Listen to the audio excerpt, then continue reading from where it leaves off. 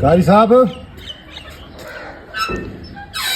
अस्सलाम वालेकुम। वालेकुम सलाम। आइए कारी साहब, क्या हाल है जनाब? खैर ठीक है तबीयत कैसी है? अल्हम्दुलिल्लाह जी। ये घर में सालन बना था, मैंने कहा कारी साहब को दे आता हूँ जाके। माशाअल्लाह जी माशाअल्लाह, जज़ाकल्लाह, बहुत शुक्रिया सरदार साहब, अल्लाह आपको बहुत दे।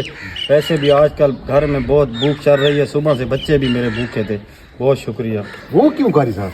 सरदार साहब जैसा कि आप जानते हैं कि महंगाई बहुत है और 10,000 रुपये मेरी तनख्वाह है। पहले 15 दिन तो अच्छे गुजर जाते हैं, लेकिन आखिरी 15 दिन मेरे फाकों में गुजरते हैं। बहुत महंगाई है, मेरा गुजर बसर बहुत मुश्किल से हो रहा है।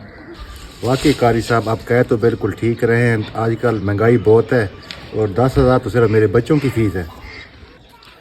देख लें सरदार साहब, फिर आप खुद सोचें कि हमारा गुजारा किस तरह होता होगा।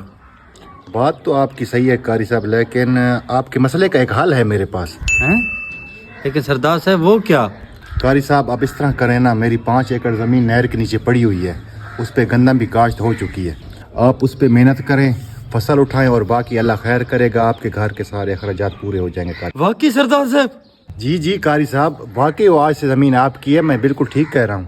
बहुत शुक्रिया सरदार साहब, अल्लाह आपको अजर दे, अल्लाह आपको बहुत दे। दुआ करें हमारे लिए कारी साहब, दुआ करें। ठीक है कारी साहब, आप ऐसा करें ना, फसल पे चक्कर भी लगाएं और जाके पानी भी लगाएं। ठीक है सरदार साहब, ठीक है, शुक्रिया। चलते हैं फिर, आज फसल पे चक्कर भी लगाते हैं और पानी भी लगाना है।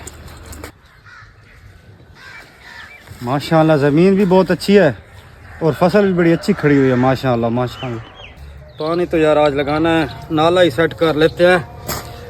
अल्लाह सरदार साहब को बहुत दे, उन्होंने गरीब के बारे में इतना तो सोचा।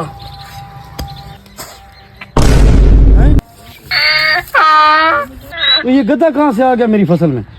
ये तो सारी फसल को बर्बाद कर देगा। इसका मैं कुछ ना कुछ बंदोबस्त करता हूँ। अली बेटा।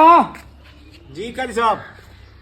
बेटा अली, ऐसा करो, जल्दी से जाओ ना, इसको ज़िबा करवाओ और गरीबों में सदका कर दो, जल्दी करो। ठीक है कारी साहब, अभी जा।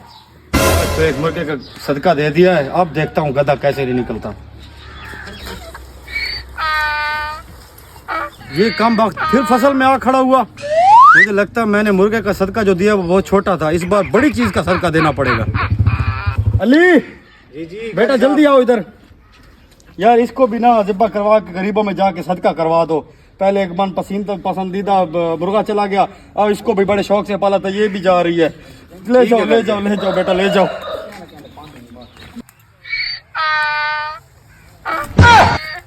ये कम वक्त अभी तक इधर ही खड़ा है, ये तो सारी फसल मेरी बर्बाद कर देगा। मैं इसका क्या करूं क्या करूं? वाला क्या लो? कारी साहब, गधा आपकी सारी फसल तबाह कर रहा है और आप इधर बैठे कुछ करते क्यों नहीं है? जाट भाई, मैं इसका क्या करूं? मैंने मुर्गे का भी सदका दिया है इसको भगाने के लिए, मैंने बकरे का भी सदका दिया है और जो कुछ मुसीबत को भगाने के लिए आता था वो भी पढ़ के फूका, लेकिन ये कम वक्त निकलने का नाम ही नहीं ले रहा। ओहो कारी साहब, इसको भगाने का अमल मुझे आता है, आप देखें जरा, अभी मैं दिखाता हूँ आपको अमल।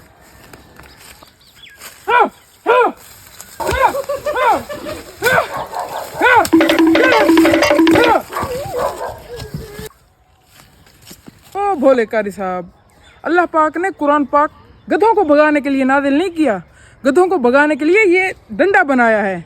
तो फिर देखे कारी साहब, डंडे से ये कैसे भागा है। जी जी जाट भाई, मुझे अच्छी तरह समझ आ गया कि गधों को कैसे भगाना है, अब मुझे सब पता चल गया, बहुत शुक्रिया।